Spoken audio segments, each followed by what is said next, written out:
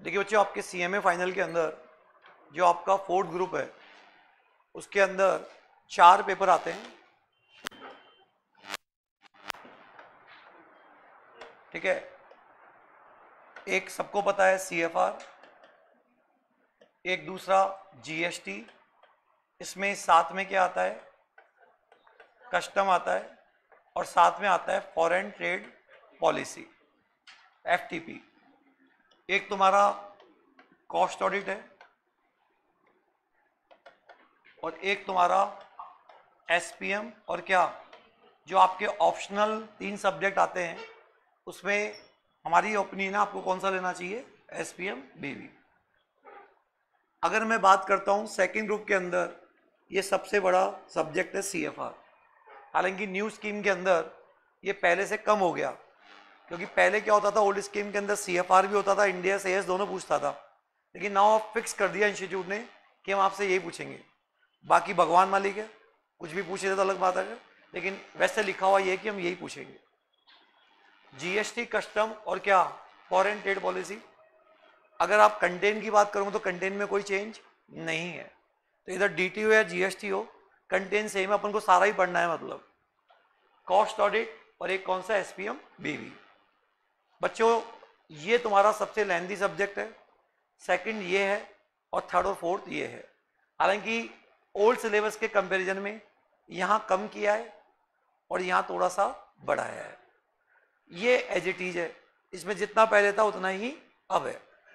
ठीक है, तो ऑफ कोर्स वेटेज ज़्यादा किसका है, जीएसटी का। 60-70 नंबर का वेटेज का जीएसटी में है, बाकी किसका, कस्टम का और किसका, फॉरेन ट्रेड पॉलिसी। तो अब आप अपनी कॉपी के अंदर जो हम सबसे पहले जीएसटी पढ़ेंगे, तो एक कॉपी बना लेना, एक प्रैक्टिकल कॉपी और एक थ्योरेटिकल कॉपी, 2 कॉपियां बनेगी आपकी। तो सबसे पहले अपन क्या पढ़ रहे हैं बच्चों, जीएसटी। ठीक है, इसमें वैसे देखा जाए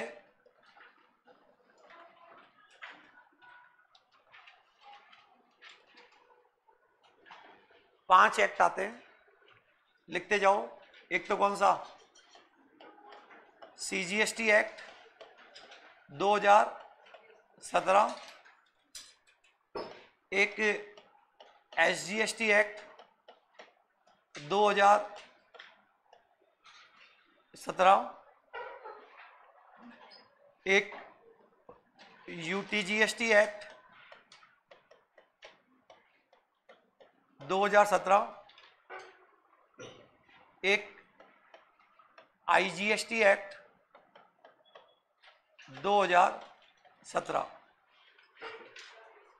ठीक है, और एक आता है जीएसटी कंपनसेशन सेस एक्ट 2017। तो ऐसे करके 5 एक्ट है। ठीक है, इंटर में हम आप लोगों को बताते थे कि ये एक्ट क्यों आया, ये एक्ट क्यों आया।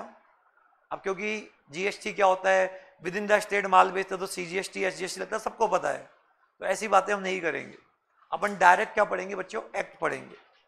तो CGST act, SGST act, UTGST act, IGST act और कौन सा, ये। ठीक है, अगर मैं इंटर की बात करूं तो एक हमारा होता है सीएमए इंटर और एक होता है फाइनल। सीएमए इंटर के अंदर आपको 1 से लेके 50 सेक्शन पढ़ने थे यहाँ पे।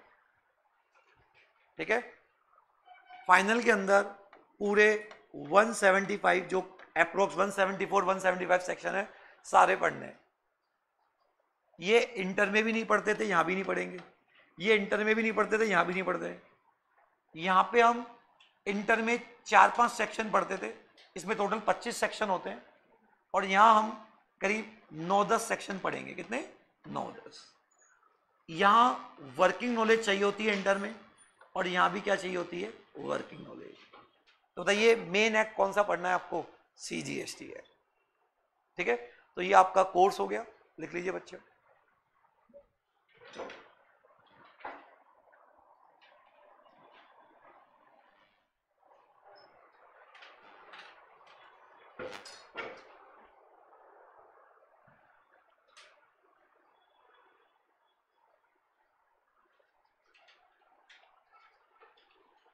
ठीक है। तो हमारे दो मेन एक्ट हो गए, कौन से, CGST और IGST भी एक छोटी सी बात बताता है, अगर आपको इंटर में ध्यान हो, प्लेस ऑफ सप्लाई। बाकी IGST का ज़्यादा रोल नहीं है। बताओ मेन रोल कौन एक्ट है, CGST। अब GST क्यों आया, अच्छा था बुरा था, ये सब बातें हमने इंटर में कर चुके थे। अपन फाइनल में डायरेक्ट क्या बात करेंगे, एक्ट पढ़ेंगे। बताइए मैं सबसे पहले कौन सा एक्ट पढ़ा रहा हूँ, CGST एक्ट।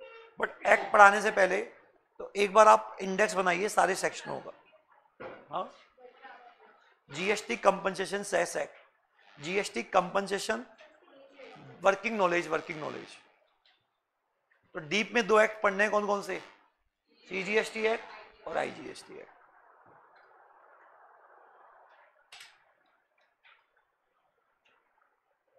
ठीक है। अब सेंटर में लिखो CGST एक्ट,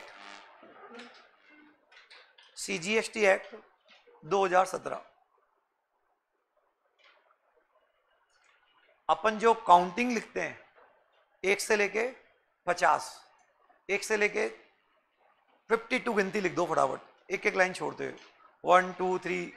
हाँ, सेक्शन 1, सेक्शन 2, सेक्शन 3 ऐसे लिखो बच्चों। अब मैं आपको एक एक सेक्शन, जैसे अपन ने DT पढ़ा, एक एक सेक्शन का क्या दिया, ओवरव्यू, वैसे अपन क्या करेंगे GST में भी एक एक सेक्शन का ओवरव्यू लेंगे। पहले एक एक लाइन छोड़कर आप पूरे 52 सेक्शन तक की गिनती लिख दो। 1 2 3 4, गिनती सबको आती होगी, नहीं आती? चलो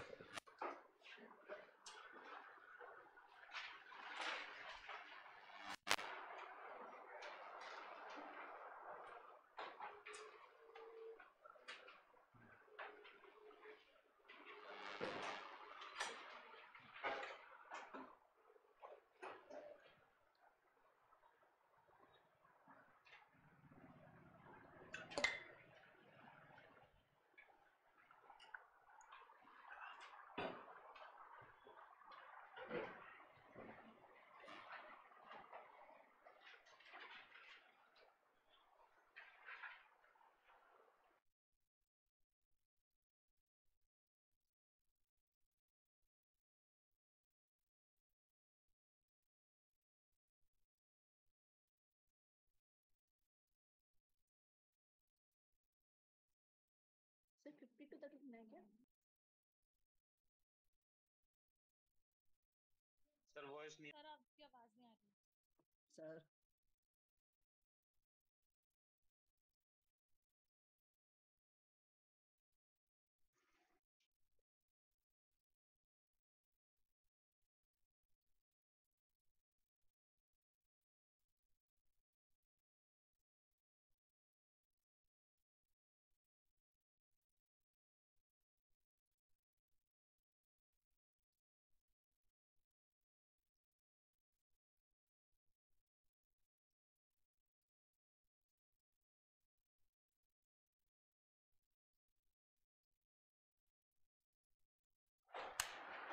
आवाज आ रही है अब?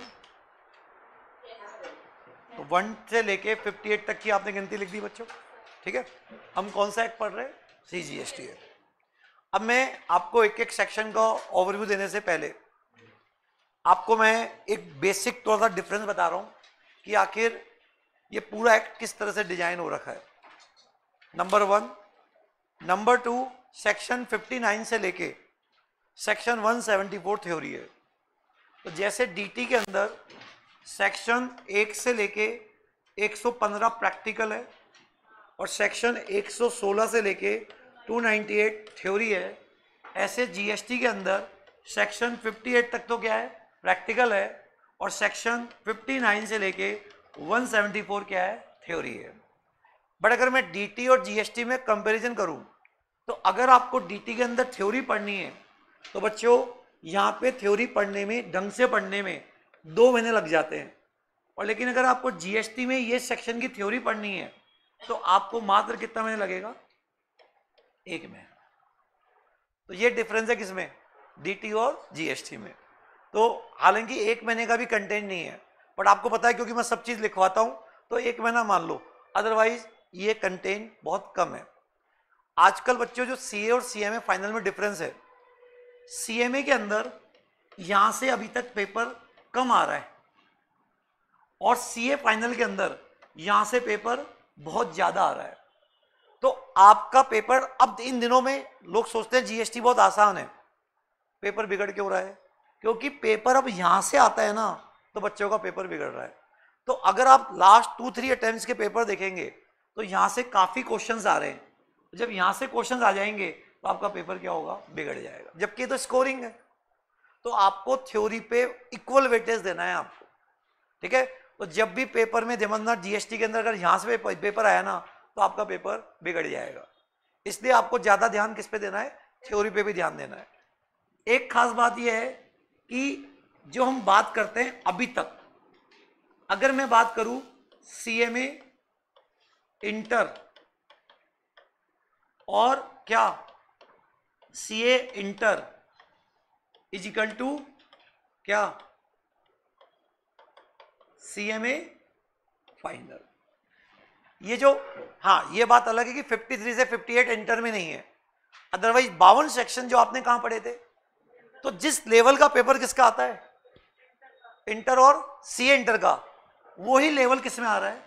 CMA final. इसलिए बच्चों लोगों को गलतफहमी हो जाती है कि जीएसटी की तो कोचिंग ही नहीं करो, इंटर जैसा है, पढ़ लेंगे वो कर लेंगे, लेकिन ये ठीक है। अगर मैं 4-5 सालों के पेपर देखूं तो आपको इन दोनों का जो लेवल आ रहा ना, कई बार तो उससे भी ज्यादा आसान लेवल किसका आता है? सीएमए फाइनल का। फिर पेपर कब बिगड़ता है? जब यहां से आ जाए, अलग मैटर है। लेकिन अगर मैं यही पेपर सीए फाइनल का देखूं तो बच्चों आपको तब समझ आएगा कि जीएसटी क्या होता है। तो आपको जो लेवल सॉल्व करना है पेपर को, आपको किस लायक बनना है? सीए फाइनल के लायक। तो जो सीए फाइनल का पेपर आ रहा है ना, जिस दिन आप वो सॉल्व कर लोगे तो फिर आपको जीएसटी में कोई प्रॉब्लम नहीं है।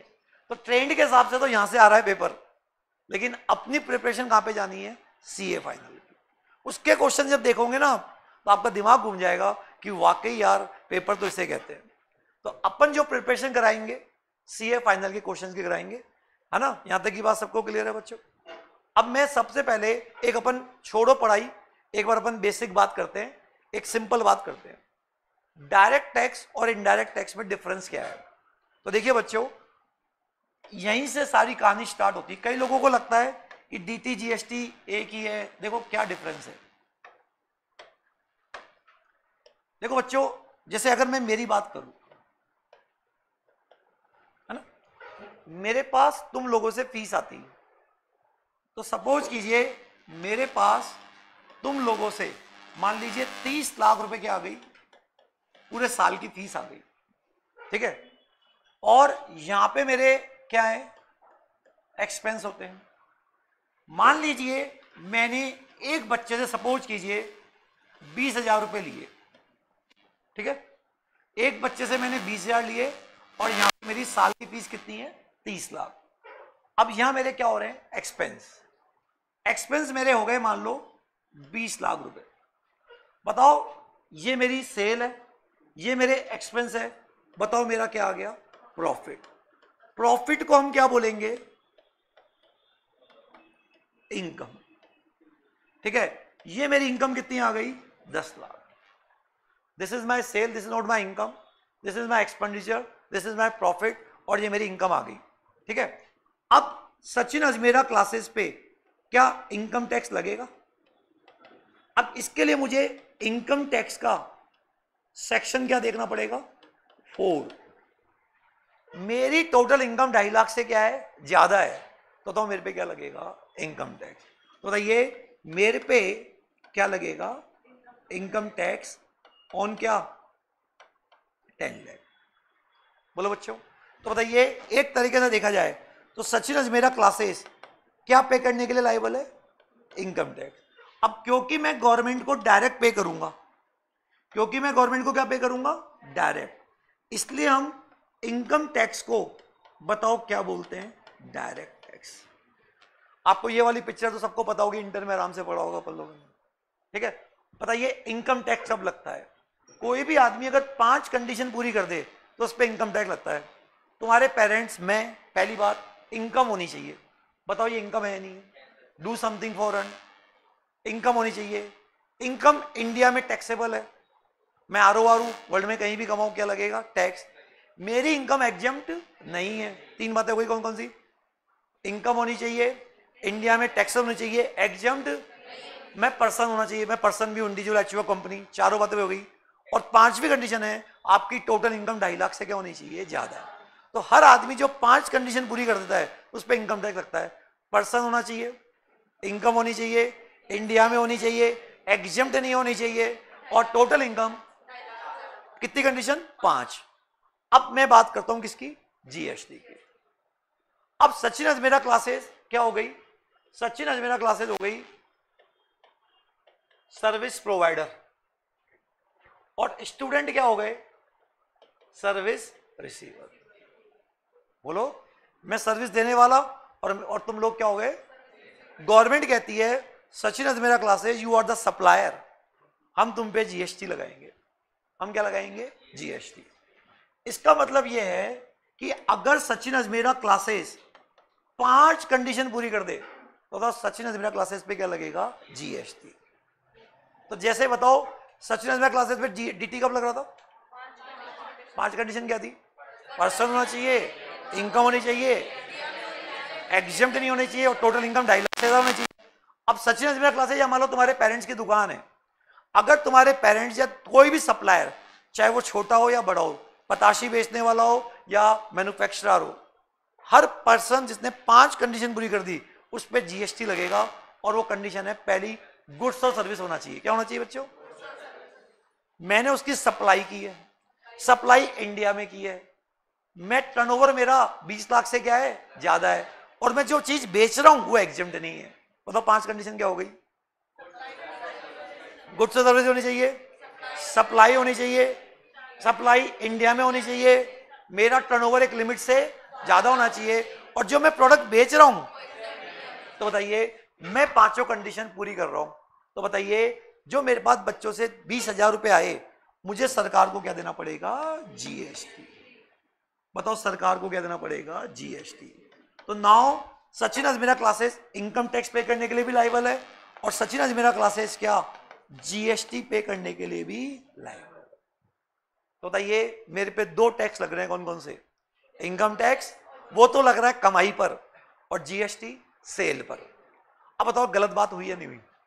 आप एक आदमी पे क्या लगा रहे हो? 2 टैक्स। ये बात सही है गलत है? गलत है। तो जब मैंने विरोध किया कि आप मेरे पे 2 टैक्स क्यों लगा रहे हो, तो सरकार ने बोला हम आप पे थोड़ी लगा रहे हैं, हम आप पे थोड़ी लगा रहे हैं, आप एक काम करो ना, आप बच्चों से फीस कितनी लेते हो? 20। आप बच्चों से क्या चार्ज करो? जीएसटी। तो बच्चों से जीएसटी चार्ज करो कितना? 23। ये जो पैसा है इस पे तो आप क्या दे दो? Income tax. और ये जो पैसा आपने किससे लिया? बच्चों से, वो हमको जमा करा दो। तो आप थोड़ी पे कर रहे हो। तो अगर आप दूसरा डायग्राम देखोगे तो सरकार ये कह रही है कि देखो आप एक काम करो, आप 20,000 रुपए फीस है, बोलो आपके एक्सपेंस कितने हैं? 10,000। आपकी इनकम कितनी है? 10,000। आप इस पर तो क्या पे कर दो? पे कर दो, ठीक है। तो सचिन अजमेरा क्लासेस तो क्या पे करने के लिए? Income tax. आप एक काम करो, जो बच्चों को बिलिंग करते हो ना, बिलिंग, तो बच्चों को 20,000 तो क्या लो? जीएसटी के नाम से लो, वो फीस के नाम से लो, और 3,000 रुपए किस नाम से लो? जीएसटी। 23,000 रुपए बच्चों से लो ना, 23,000 रुपए बच्चों से लो। अब आपके पास बताओ फीस कितनी आ गई? 23 अगर आपके आई, आपका बैंक में कितना पैसा आया? कितना आया? 23 आया। अब आप एक काम करो, ये 20 तो आपके क्या दिखा दो? इनकम। और जो 3 है ना वो यहां पे दिखा दो, पेबल।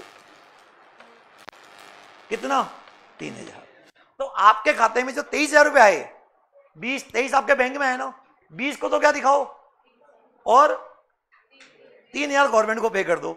इसका मतलब बताओ तो जीएसटी पे करने के लिए कौन लायबल है? हम या बच्चे लायबल है? बच्चे लायबल है। तो बताइए एक तरीके से देखा जाए तो बताओ बच्चों ने कितने रुपए दिए? 23। 20 तो मुझे, और 3,000 मुझे ही दिए, लेकिन मेरे माध्यम से कहां गए? गवर्नमेंट। तो बच्चों ने ये डायरेक्ट दिए या मेरे माध्यम से दिए, इसलिए तो उसको क्या बोलते हैं, इनडायरेक्ट। क्योंकि आप डायरेक्ट नहीं दे रहे हो। तो बताइए, देखा जाए तो बताइए, सचिन अजमेरा तो क्या पे करने के लिए लायबल है, इनकम टैक्स। और बताओ जीएसटी पे करने के लिए कौन लायबल है, स्टूडेंट। बोलो। तो जब सरकार ने मुझे ज्ञान बांटा कि देखो आप तोड़ दे रहे हो, आप तो किससे ले रहे हो, बच्चों से, तो मैंने बोला ना सरकार को, सरकार एक काम करो, अगर मैं बच्चों से क्या मांगता हूं, जीएसटी, तो बच्चा बोलता है जाऊं क्या, है ना, तो बच्चा मुझे धमकी देता है। तो एक काम करो ना, आप बच्चों से डायरेक्ट ही ले लो। बोलो, मुझे क्यों फंसा रहे हो आप मैं मेरी फीस जो भी रख लूंगा, 20 मैं ले लूंगा और बच्चों को कहूंगा डायरेक्ट दे दे। सरकार ने कहा वो नहीं हम मानेंगे, हम पकड़ेंगे किसको, आपको ही पकड़ेंगे। आप कौन हो, supplier, you are liable to pay GST. हम बच्चों को नहीं पकड़ेंगे। बच्चों क्यों, क्योंकि सप्लायर, गवर्नमेंट का सप्लायर पे तो कंट्रोल है, बट तुम पे कोई कंट्रोल नहीं है। अगर आज ऐसा हो जाए, आज मान लो रेस्टोरेंट में तुम खाना खाने गए, सप्लायर कौन और रिसिपेंट कौन, सप्लायर तो हो गया रेस्टोरेंट वाला, और रिसिपेंट कौन हो गया, तुम लोग हो गए। पूरे दिन में 3000 लोग रेस्टोरेंट में खाना खाने आते हैं, तो अब बताओ जो खाना खाने वाला क्या होगा, 100 रुपए तो रेस्टोरेंट वाले को देगा और 3 रुपए सरकार को देगा। अब बताओ उस केस में सरकार को क्या पता कौन खाना खा के चले गया। बोलो, अब अगर सरकार रिसिपेंट पे भरोसा करेगी तो 3000 लोगों को कहां ढूंढेगी सरकार, कोई किस गली से खाना खाने आए, कोई किस गली से खाना खाने आए। बताओ क्या सरकार का कंट्रोल है या नहीं, नहीं है। इसलिए सरकार ने क्या बोला, अच्छा सरकार का बताओ बेटर कंट्रोल किस पर है, सप्लायर, क्योंकि सप्लायर तो एक जगह पे बैठा हुआ है, और सप्लायर का कंट्रोल किस पर है, रिसिपेंट पे। आज जैसे मैं हूं, एक मैं और एक गवर्नमेंट, बताओ तुम पे बेटर कंट्रोल किसका है, मेरा। गवर्नमेंट का तुम्हारे पे, गवर्नमेंट को पता नहीं तुम कहां से आए हो, बट मेरे को तो पता है ना सब कुछ। इसलिए बताओ जीएसटी पे करने के लिए कौन लायबल है, सप्लायर। बट सप्लायर के पास पावर है कि वो अपना बर्डन किस पे शिफ्ट कर दे, बच्चों पे। तो बताइए, सप्लायर के पास पावर है, वो अपना बर्डन किस पे शिफ्ट कर दे, बच्चों पे। तो गवर्नमेंट की नजरों में बताओ, वैसे देखा जाए लॉ की नजरों में टैक्स पे करने के लिए लायबल कौन है, इनकम टैक्स पे करने के लिए कौन लायबल है, मैं। अब बताओ जीएसटी भी कौन पे करेगा, मैं। लेकिन वैसे देखा जाए तो बताओ जीएसटी पे कौन कर रहा है, रिसिपेंट कर रहे हो ना। बताओ कल ना रिसिपेंट ने देने से मना कर दिया, तो मैं क्या सरकार को ये कह सकता हूं क्या कि आपने कहा था कि रिसिपेंट लायबल है, उसको पकड़ लो, नहीं। अगर कल ना रिसिपेंट ने नहीं दिया तो बताओ सरकार किसको उठा के लेके जाएगी, मेरे को लेके जाएगी। क्योंकि who is liable to pay GST, supplier is liable to pay GST. आप मेरी बात समझ गया क्या, बताओ जीएसटी पे करने के लिए कौन लायबल है, सप्लायर। समझ गए। इस एक्ट के सारे प्रोविजंस बताओ किस पे लगेंगे, सप्लायर। तो बताइए, अब चार्टर्ड अकाउंटेंट के बाद लो आपने दुकान खोली, नथिंग बिफोर कॉफी, एनबीसी दुकान खोल ली, और अब आप जानना चाहते हैं क्या मेरे पे, जैसे मैं गया मेरी दुकान और तुम कॉफी पीने आए, ठीक है, अब चार्टर्ड अकाउंटेंट के पास कौन जाएगा, क्या मेरे पे जीएसटी लगेगा, बताओ तुम दोनों में से कौन जाएगा, मैं जाऊंगा, मैं कौन, सप्लायर। क्योंकि गवर्नमेंट की नजरों में जीएसटी पे करने के लिए कौन लायबल है, सप्लायर। सप्लायर के पास पावर है क्या कि वो रिसिपेंट से रिकवर कर ले, लेकिन एक बार तो गवर्नमेंट किसको पकड़ेगी। तो बताइए चार्टर्ड अकाउंटेंट से कौन संपर्क करेगा, रिसिपेंट या सप्लायर, सप्लायर। तो बताइए who is liable to pay GST, supplier. लिखो बच्चों सेक्शन 1, एप्लीकेबल, एप्लीकेबल, ठीक है। अब एप्लीकेबल तो क्या है बच्चों, ये एक्ट पूरे इंडिया में क्या है, अप्लाई है। अभी पहले एक बार नाम बता रहा हूं सारे। सेक्शन 2 बताओ, हर एक्ट का सेक्शन 2 क्या होता है, definition, definition,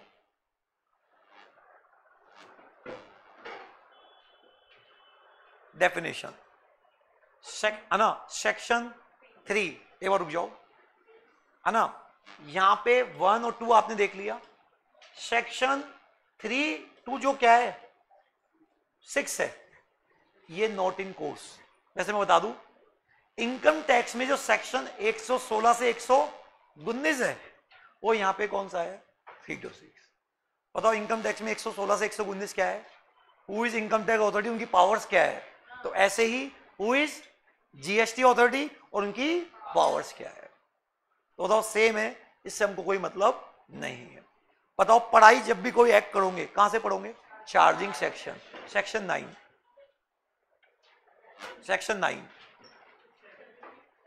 section 9 charging section, charging section. अब आप सेक्शन 55 तक आपने लिखा था ना, कहां तक लिखा था? 58। अब 58 से लिखने के बाद अब आप लाइन खींचिए और वहां पे लिखिए सबसे पहले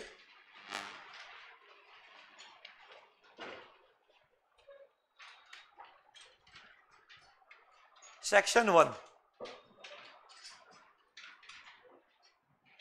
सेक्शन 1 एप्लीकेबल।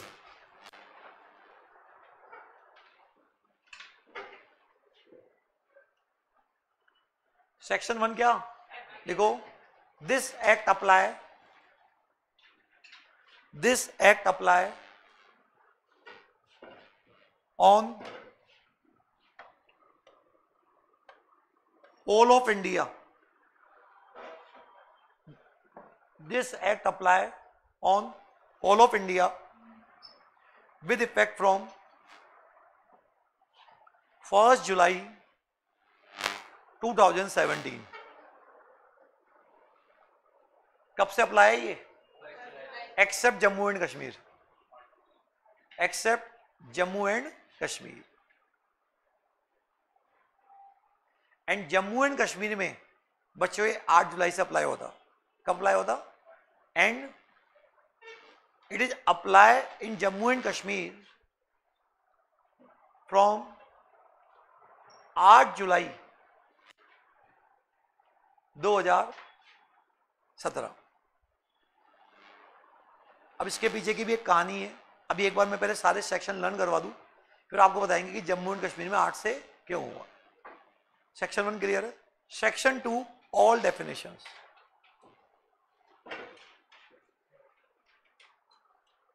ऑल डेफिनेशन,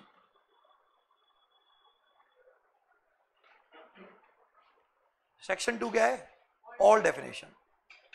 बच्चों आपको जो सेक्शन 2 है ना, वो डीटी में तो क्या है, कभी डेफिनेशन नहीं आती है, बट जीएसटी के अंदर आपसे डेफिनेशन पूछ सकता है, इसलिए आपके लिए डेफिनेशंस क्या है, इंपॉर्टेंट है। अब हम सीधा पढ़ेंगे सेक्शन, एक बार लिखो section 3 to 6 not in course. Section 3 to 6 लिखो administration section and not in course. Section 2 all definitions. Section 3 to 6 क्या है? और लिख दो not in course. Administrative section सही है, नॉट इन कोर्स।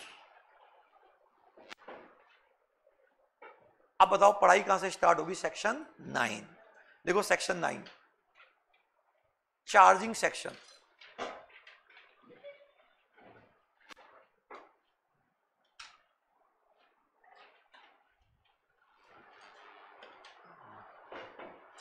क्या लिखा आपने? लिखो अगर फॉलोइंग 5 कंडीशन पूरी हो जाए,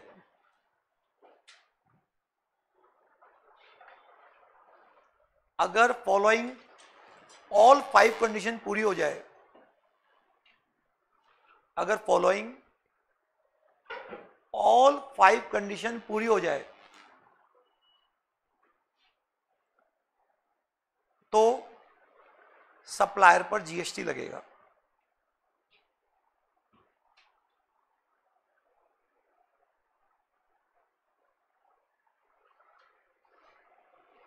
फॉलोइंग 5 कंडीशन क्या हो जाए? पूरी, तो सप्लायर पे क्या लगेगा? जीएसटी। देखो कंडीशन नंबर 1,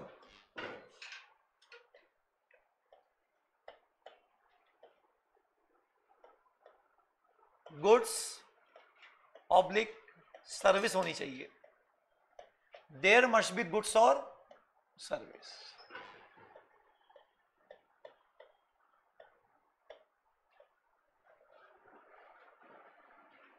गुड्स और सर्विस होनी चाहिए।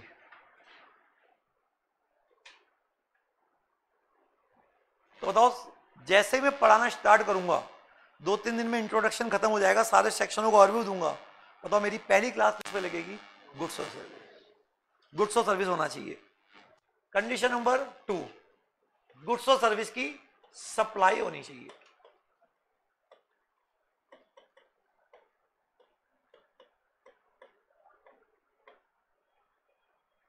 सप्लाई होनी चाहिए।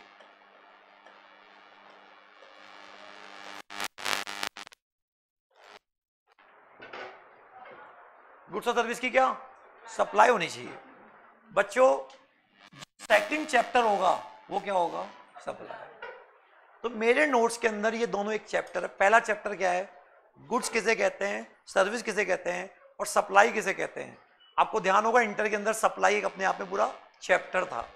तो सेक्शन 7 जो इंडेक्स था अपना, वहां लिखो meaning of supply. Meaning of supply.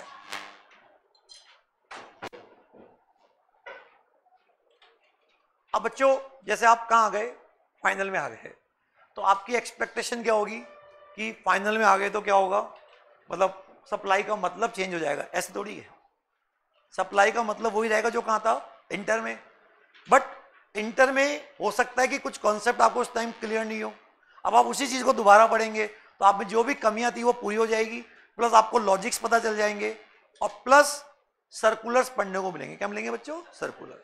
और प्लस उसी क्वेश्चन को किस तरह से एग्जामिनर फाइनल में पूछता है। इंटर में स्ट्रेट फॉरवर्ड आता है, फाइनल में कैसे, और कौन से फाइनल में, सीए में नहीं, सीए में मतलब कुछ नहीं है, सीए फाइनल में कैसे वो घुमा के वो क्वेश्चन पूछा जाता है वो अपन को पढ़ना है। बाकी चीजें वही होगी, सेक्शंस वही होंगे, ऐसा नहीं है कि सेक्शन कोई नया निकल के आ जाएगा। बात समझ में आ गई आपको। बताओ पहली कंडीशन क्या है, गुड्स और सर्विस होना चाहिए, सप्लाई होनी चाहिए। तीसरा, सप्लाई टैक्सेबल टेरिटरी में होनी चाहिए। सप्लाई टैक्सेबल टेरिटरी में होना चाहिए। हमने ये नहीं बोला इंडिया में होनी चाहिए, हमने क्या बोला, टैक्सेबल टेरिटरी में होनी चाहिए।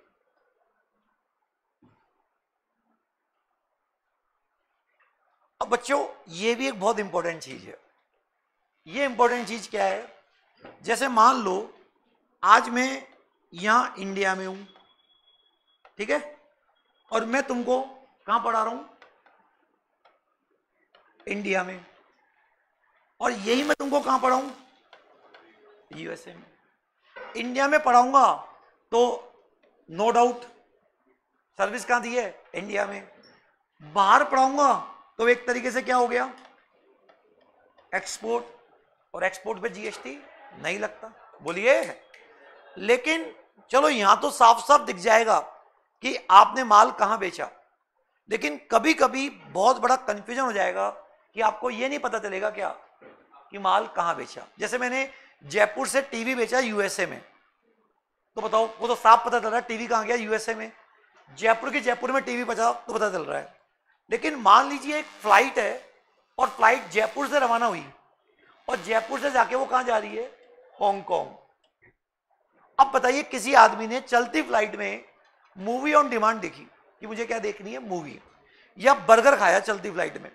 अब बताइए जब बर्गर खाया चलती फ्लाइट में तो ये कैसे पता लगेगा कि सप्लाई कहां हुई, वो देखेगा दूरबीन लगा के खिड़की खोल के, हैं तो कैसे। अब बात वो नहीं है, वो आपको इंटर का पता है बात ये है क्या कि ये बताओ मुझे कि क्या अगर मान लो इंटर का भूल जाओ तो क्या ये ढूंढना आसान है या नहीं है। अब तीन बातें हो गई, क्या कि जहां से फ्लाइट रवाना हुई वहां मान लो, लास्ट क्या हो सकता है जहां पे फ्लाइट गई वहां मान लो, या तीसरा होता है दूरबीन लगा के देख लो। बोलो तो बताओ, कुछ भी हो सकता है ना तो बताओ, तो ऐसी चीजें जहां पे डिस्प्यूट है तो बताइए उसके लिए आईजीएसटी एक्ट बना हुआ है। क्या होना बच्चों, और ऐसी सिचुएशंस के लिए कैसे पता लगेगा कि प्लेस ऑफ सप्लाई कहां हुई है, क्योंकि कंडीशन नंबर 3 क्या है कि supply should be in taxable territory. तो बताओ जब डिस्प्यूट हो जाता है या समझ नहीं आता कि बताओ इस चीज की सप्लाई कहां है, तो इसका जवाब कौन देगा, आईजीएसटी। तो आईजीएसटी है केवल इस पॉइंट कंडीशन नंबर 3 के लिए आपको जाकर क्या पढ़ना पड़ेगा, आईजीएसटी है। समझ गए बच्चों क्या बोल रहा हूं यहां पे। बताओ तीसरी कंडीशन क्या है, तो बताइए। अब मुझे बताओ बच्चों, आप कुछ भी नहीं बताओ, who is liable to pay GST, supplier supplier supplier. पताशी बेचने वाले ने पताशी बेची तुमको, कौन सप्लायर कौन रिसिपेंट, बताओ जीएसटी पे करने के लिए कौन लायबल है, पताशी बेचने वाला। अब देखो, अब पताशी बेचने वाला चार्टर्ड अकाउंटेंट के पास गया क्या जीएसटी लगेगा? पताशी क्या है? सेल हुई है, और पताशी कहां बेची गई है? इंडिया में। इसका मतलब पताशी बेचने वाले ने भी 3 कंडीशन क्या कर दी? पूरी। लेकिन बच्चों इंडिया में इतने सारे लोग हैं, कोई आदमी कोई ना कोई काम करता ही है। 135 करोड़ की आबादी में मान लो 60 करोड़ की आबादी काम करती है, बाकी बच्चे बूढ़े हैं। तो बताइए हर आदमी बताओ ये काम कर रहा नहीं कर रहा? बताओ हर आदमी ऑलमोस्ट 3 कंडीशन तो पूरी कर ही रहा है। बताओ तो अगर आपने हर पर ही जीएसटी लगा दिया तो ऐसे 70% आबादी देश की क्या है? अनपढ़ है, जिनको ये नहीं पता जीएसटी क्या होता है। बच्चे वो तो काय का जीएसटी लगाएंगे, रोज डिफॉल्ट करेंगे। बोलो बताओ पताशी बेचने के बाद सोचेगा कि 10 रुपए प्लस 1 रुपया जीएसटी? नहीं होगा ना, तो पॉसिबल नहीं है। तो फिर जब किसी चीज का पॉसिबल नहीं है, कंट्रोल नहीं है, तो बताओ तरीका क्या है? कि ऐसे लोगों को छोड़ ही दो ना। बोलो तो इसलिए एक लिमिट बनाई गई, person should be taxable person. क्या बोला मैंने? चौथी कंडीशन क्या है? Person should be taxable person.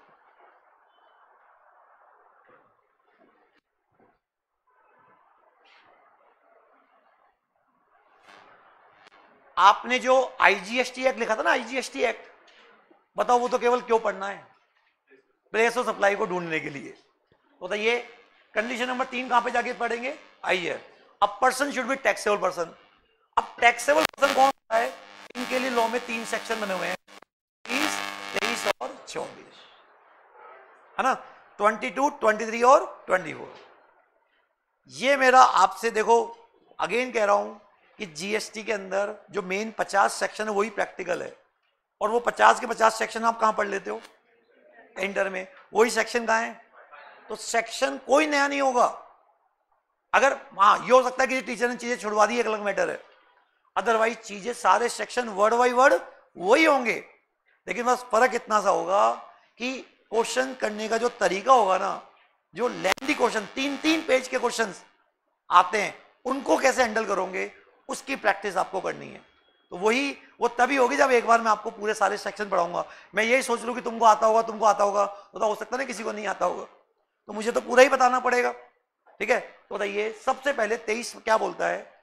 4 ऐसे लोग हैं जिनको टैक्सेबल पर्सन माना ही नहीं, मतलब वो कंडीशन नंबर 4 सेटिस्फाइड नहीं कर रहे, मतलब माना ही नहीं।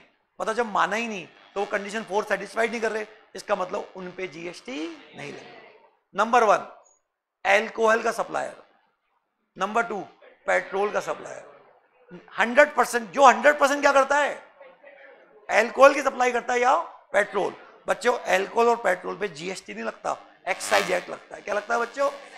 इसलिए बताओ इनका टर्नओवर अगर 10,000 करोड़ भी हो ना तो भी ये जीएसटी। लेकिन अगर आप एल्कोहल के साथ नमकीन भी बेचते हो, मूंगफली भी बेचते हो, तो बताओ 100% नहीं है, 99% है, फिर ये सेक्शन अप्लाई नहीं होगा। अगर आप पेट्रोल के साथ मशीन ऑयल भी बेचते हो तो फिर ये सेक्शन अप्लाई नहीं होगा। तो ये सेक्शन कब अप्लाई होगा? तीसरा, अगर आप इंडिविजुअल और एचयूएफ हो और आप एग्रीकल्चरिस्ट हो, क्या हो बच्चों? एग्रीकल्चरिस्ट। तो बताइए वो भी जीएसटी की दुनिया से क्या हो गया? बाहर। और चौथा, एक चौथा मैं आपको बाद में बताऊंगा। ऐसे 4 पर्सन है, 3 मैंने बता दिया कौन कौन। एल्कोहल बेचने वाला, 100% पेट्रोल बेचने वाला, और 100 और एग्रीकल्चर जो 100% एग्रीकल्चर कर रहा है। सारे एग्रीकल्चर या इंडिविजुअल एचयूएफ? अच्छा, तो ये तो इनका टर्नओवर कितना भी हो तो लिखो 23 person not liable for registration. Person not liable for registration. हाँ, तो बताओ अब देखो तुम्हारे पेरेंट्स की दुकान है, पता तुम्हारे पेरेंट्स क्या है? सप्लायर। पता तुम्हारे पेरेंट्स अगर 5 कंडीशन पूरी करें तो जीएसटी लगेंगे। अगर तुम्हारे पेरेंट्स 23 में आ गए तो बताओ जब वो इनवॉइस काटेंगे with GST without GST? Without GST. 3 बातें समझ में आ गई? बताओ पहली कंडीशन गुड्स और सर्विस होना चाहिए, सप्लाई होनी चाहिए, टैक्सेबल टेरिटरी में होनी चाहिए, और चौथी कंडीशन क्या है? पर्सन क्या होना चाहिए? टैक्सेबल। सेक्शन 24 बच्चों 12 ऐसे लोग हैं जिनको कंपल्सरी रजिस्ट्रेशन करवाना है। क्या करवाना है? मतलब अगर उनका टर्नओवर 1 रुपए भी है ना, कितने रुपए, तो भी बताओ वो जीएसटी पे करने के लिए क्या है? लायबल। मतलब कंडीशन 4 कंडीशन फॉलो कर दी। तो बताओ person who is compulsory liable for registration 24। Person who is compulsory liable for registration.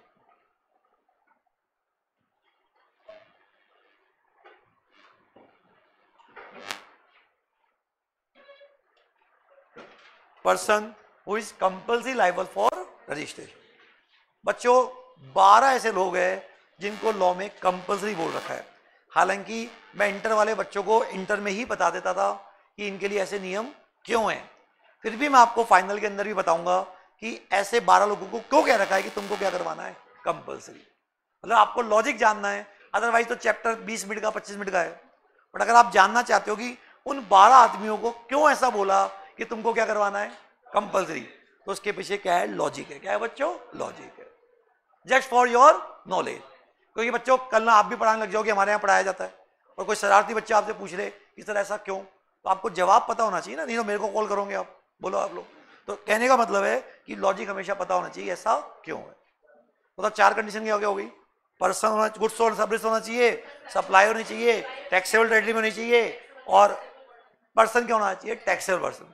जैसे फॉर एग्जाम्पल अगर आप दूसरे स्टेट में टैक्सेबल गुड्स की सप्लाई करते हो, क्या बोला मैंने, टैक्सेबल गुड्स की सप्लाई करते हो, तो आपको क्या करवाना है। जरा फॉर एग्जांपल मैं जयपुर में हूं, अगर मैं जयपुर में माल बेचता हूं 1 लाख का, तो मैं लाइबल नहीं हूं। लेकिन मैं जयपुर से दिल्ली में माल बेचता हूं मात्र 50,000 का, बताओ मैं लाइबल हो गया। बोलो जयपुर में 15 लाख का माल बेच दूं तो लाइबल नहीं हूं, लेकिन दिल्ली में अगर 2 रुपए का माल भी बेच दूं ना तो लाइबल हूं। तो ऐसा क्या कारण है, उसके पीछे क्या लॉजिक है। तो अच्छा, एक तो ये वाली बात कि वहां 2 रुपए में भी और यहां 15 लाख में भी नहीं। अच्छा, टैक्सेबल गुड्स ही क्यों, अगर मैंने दिल्ली में सर्विस दे दी तो फिर वही 15 लाख, फिर लाइबल नहीं हो। तो बताओ गुड्स को क्यों लगाया, सर्विस को क्यों नहीं लगाया, कोई ना कोई कारण होगा ना बच्चों यहाँ पे। तो आपको ऐसे बताया जाएगा क्या कारण है यहाँ पे। खैर एनीवे, तो सेक्शन 24 क्या है, 12 कौन लोग हैं जो कंपल्सरी लाइबल। अब जैसे मान लो तुम्हारे पेरेंट्स है, मान लो वो अल्कोहल बेच रहे हैं तो वो 23 में आ जाएंगे। अगर वो अल्कोहल नहीं बेच रहे तो आप 24 देखो, वो दूसरे स्टेट में सप्लाई करते हैं तो 24 में आ जाएंगे। अब मान लो ना तो वो 22 में आ रहे हो ना, तो फिर उनका देखा जाएगा टर्नओवर। क्या देखा जाएगा बच्चों, टर्नओवर। अगर वो गुड्स के सप्लायर है और टर्नओवर 40 लाख से ज्यादा है, और अगर वो सर्विस के सप्लायर है और टर्नओवर 20 लाख से ज्यादा है, तो आप जीएसटी में रजिस्ट्रेशन कराने के लिए क्या हो। हालांकि 40 लाख 20 लाख के लिए और भी बहुत सारी बातें हैं, बट अभी क्योंकि ओवरव्यू चल रहा है इसलिए मैं आपको 40 लाख 20 लाख वाली बात ही बता रहा हूं। बताइए है ना। 22 क्या है, limit for registration, applicable limit for registration, applicable limit for registration.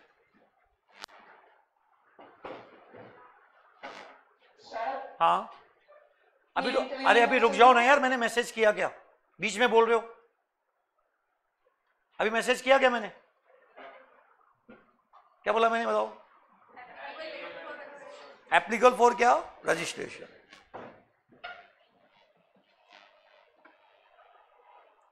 अभी इंटर वाले बच्चे आप ज्वाइन ना करें कोई भी, एप्लीकेबल फॉर क्या, रजिस्ट्रेशन। बताइए कौन कौन से हो गए बच्चों।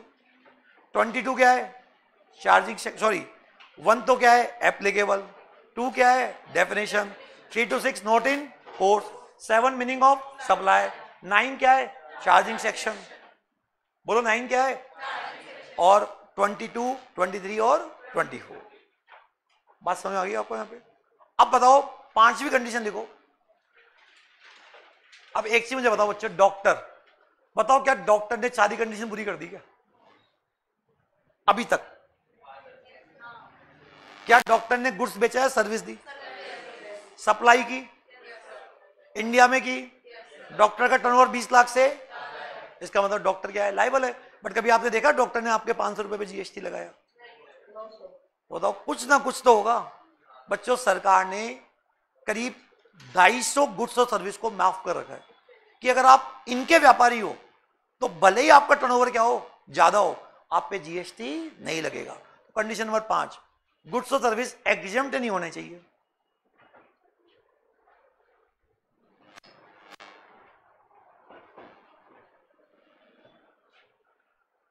गुड्स और सर्विस एग्जेम्प्ट नहीं होने चाहिए।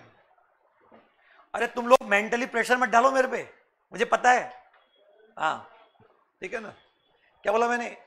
गुड्स और सर्विस क्या एग्जम्प्ट नहीं होने चाहिए।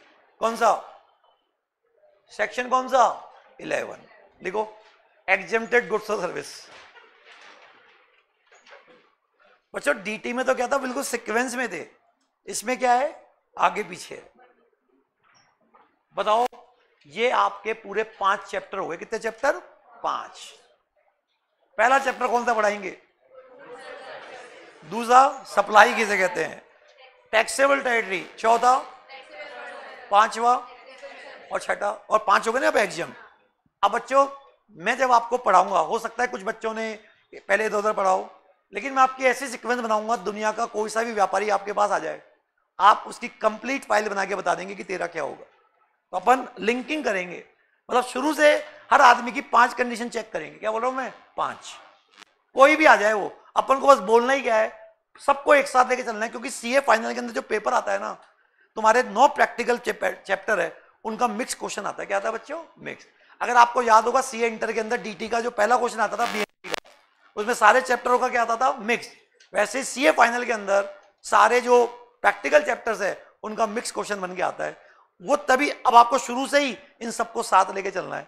तो जब भी मैं कोई चैप्टर पढ़ाऊंगा ना, हमेशा इनको लिंक करते चलूंगा, 1 कंडीशन 1 कंडीशन 2 3 4 5, तो आपको धीरे धीरे समझ में आने लग जाएगा। तो जो बच्चे मेरे से नहीं पढ़े हुए हैं उनको 10 दिन तकलीफ होगी, लेकिन 10 दिन बाद उनको यही तरीका बहुत अच्छा लगेगा जो मैं आपको समझा रहा हूं। समझ गए? तो 5 कंडीशन कौन सी होगी? अच्छा बताओ, सरकार क्या चाहती है? जीएसटी क्यों लाए? जीएसटी का कलेक्शन सरकार, मतलब सरकार क्या चाहती है? सरकार का टैक्स घटना चाहिए या बढ़ना चाहिए? सरकार यही तो चाहती है, टैक्स बढ़ना चाहिए। जीएसटी आने से पहले वैट होता था, सर्विस टैक्स, एक्साइज होता था। करीब 1000 प्रोडक्ट एग्जम्प्ट होते थे। कितने बच्चों? 1000। जीएसटी में बताओ एग्जम्प्ट लिस्ट कितनी कर दी? 250। इससे 750 प्रोडक्ट किसके दायरे में आ गए? जीएसटी। अब वो बिकेंगे तो क्या लगेगा? जीएसटी। सरकार की रेवेन्यू बढ़ेगी। अब बताओ डे बाय डे इस चैप्टर में सबसे ज्यादा क्या आते हैं? अमेंडमेंट आते हैं। बताओ ये क्या कर रहे होंगे? एग्जम्पशन को और दे रहे होंगे या एग्जम्पशन को घटा रहे होंगे? तो बच्चों तुमने जो पढ़ा होगा आज से 1-2 साल पहले, ये एग्जम्प्ट होता था, ना वो टैक्सेबल हो गया, ना वो क्या हो गया? टैक्सेबल। फॉर एग्जाम्पल, होटल में रुकते थे तो कितने रुपए का किराया एग्जम्प्ट होता था? 1000। इसका मतलब छोटी मोटी होटल माफ थी, अमेंडमेंट आ गया, होटल में से 1000 रुपए की एग्जम्पशन छीन ली। मतलब लगेगा, अब लगेगा। तो 100 रुपए के किराए पे भी क्या लगेगा? जीएसटी। धीरे धीरे क्या कर रहे हैं?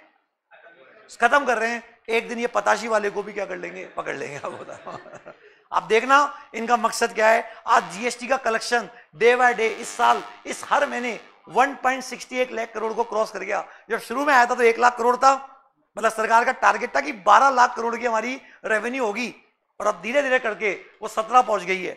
आज ही पेपर में देख लो मोदी सरकार के लिए 5 खुशखबरियां, और बताओ ये धीरे धीरे करते क्या हो रहा है? बढ़ रहा है। और बढ़ेगी कब? 2 एग्जम्पशन घटा दो, गेट नंबर 4 और 5 को हटा दो। गेट नंबर मतलब क्या है? गेट क्या? कंडीशन नंबर 3 हटाओ, 4 या 10 लाख की लिमिट हटा दो। इसका मतलब सब मोची भी सब, और एग्जामिनेशन की लिस्ट क्या कर दो? कम कर दो, वो भी लायबल हो गया। बताओ। तो धीरे धीरे करे पहले क्या करेंगे? एग्जामिनेशन लिस्ट को क्या करेंगे? छांट छांट के लाएंगे। अब देखो आप, अपन ने क्या पढ़ा था? हॉस्पिटल में जाएंगे तो क्या होगा? एग्जाम्ड है ना। अगर आप आईसीयू में हो, कहां हो बच्चों? तो वहां पे तो देखो आदमी मरने वाला है, तो अगर आईसीयू में बोल देंगे कि तेरे पे जीएसटी लग जाएगा, वहीं नहीं मर जाएगा वो बोलो। तो इन्होंने क्या अमेंडमेंट क्या लेके आए? अगर आईसीयू में हो तब तो वहां पे जीएसटी, लेकिन आईसीयू से रूम में चले गए और रूम का किराया 5000 से ज्यादा है, तो क्या लगेगा बच्चों? जीएसटी। तो आप देखो बच्चों क्या बोल रहे, नहीं अब क्यों मरेगा? अब तो खुशियां है ना घर में। तो बताओ क्या कर दिया उसको? तो अब वहां भी कैटेगरी, मतलब जहां जहां एग्जामिनेशन थी ना, छांट छांट के लेके आ रहे हैं ये, कि कैसे भी करके क्या कर दे, इनको टैक्सेबल कर दे। समझ गए? अपन ने पढ़ा था ऊपर मकान और नीचे दुकान, दुकान को किराए पे देने पे लगता था और मकान को। अब ऐसा अमेंडमेंट आ गया कि अगर मकान को रजिस्टर्ड पर्सन को दे दिया, क्या बोला मैंने, तो भी जीएसटी लगेगा। मतलब धीरे धीरे क्या कर रहे हैं, ये खत्म कर रहे हैं। तो ये कितनी कंडीशन हो गई? 5। बताओ ये गुड्स होना चाहिए, सर्विस होना चाहिए, सप्लाई होनी चाहिए। सप्लाई क्या होनी चाहिए? और वो और लास्ट एग्जेम्प्ट नहीं होनी। अगर ये पांचों बातें क्या हो गई, पूरी हो गई, तो क्या लगेगा तुम पे, जीएसटी। बताओ, मैंने आपको यहां तक की बात बता दी। अब जब हम आगे बढ़ते हैं तो देखो कंडीशन नंबर 1, 2, 3, 4 और 5, अगर ये पांचों बातों में से एक भी बात मिस हो गई तो आप पे जीएसटी, और अगर पांचों कंडीशन क्या हो गई, पूरी हो गई, तो फिर आपको सबसे पहले क्या करवाना पड़ेगा, रजिस्ट्रेशन। और किसी को भी माल बेचोगे तो क्या काटोगे, इनवॉइस। प्रॉपर क्या रखोगे, रिकॉर्ड्स। प्रॉपर क्या रखोगे, समय समय पे क्या भरोगे, रिटर्न। क्या भरोगे, रिटर्न। और सरकार को टैक्स टाइमली जमा करोगे। बताओ ये जीएसटी की क्या है, क्या इंटर में नहीं पढ़े थे आपने, पढ़े थे नहीं पढ़े थे आप यहाँ पे। बताओ प्रैक्टिकल पार्ट तो कहां खत्म हो जाता है, अप टू सेक्शन 24। और ये वाली थ्योरी, रजिस्ट्रेशन करवाना, इनवॉइस काटना और रिकॉर्ड्स रखना, रिटर्न भरना। और अब over the period of time क्या हो रहा है, जैसे तुम इंटर में थे, अब फाइनल में आ गए, तो आजकल ई इनवॉइस का कॉन्सेप्ट आ गया, ई वेविल का कॉन्सेप्ट आ गया, क्यूआरपीएम स्कीम आ गई, तो नई नई चीजें निकल कर आ रही है। अदरवाइज इनिशियली तो वैसा ही था, ठीक है। और फिर बाद में बार बार फिर कह रहा हूं कि क्वेश्चंस घुमाकर पूछ रहा है सीए फाइनल में, नॉट सीएमए फाइनल में। समझ गए बच्चों क्या बोल रहा हूं, ये मेरी पूरी क्या है, थ्योरी है, ठीक है। और अब जब पांचों कंडीशन क्या हो गई, पूरी, तो how to discharge your tax liability, बस ये पढ़ना है, तुम्हारा जीएसटी क्या हो गया, ओवर। बताओ सारे चैप्टर पढ़े थे इंटर में आपने यहाँ पे। जो दिसंबर वाले बच्चे हैं, एक बार मैं कल की क्लास और ले लूं, कल की क्लास और ले लूं, दिसंबर वाले बच्चों की मैं 2 क्लास लूंगा, प्रैक्टिकल पार्ट और क्या, थ्योरी पार्ट। इसका इससे कोई लेना देना नहीं है, समझ गए। और जून वाले बच्चे हैं, पहले प्रैक्टिकल पढ़ेंगे, फिर क्या पढ़ेंगे, थ्योरी पढ़ेंगे। आगे बात समझे बच्चों। तो कल एक बार मैं सारे सेक्शनों का क्या दे दूं आपको, ओवरव्यू, फिर अपन 1 बाय 1 पढ़ना स्टार्ट करेंगे, ठीक है। थैंक यू बच्चों।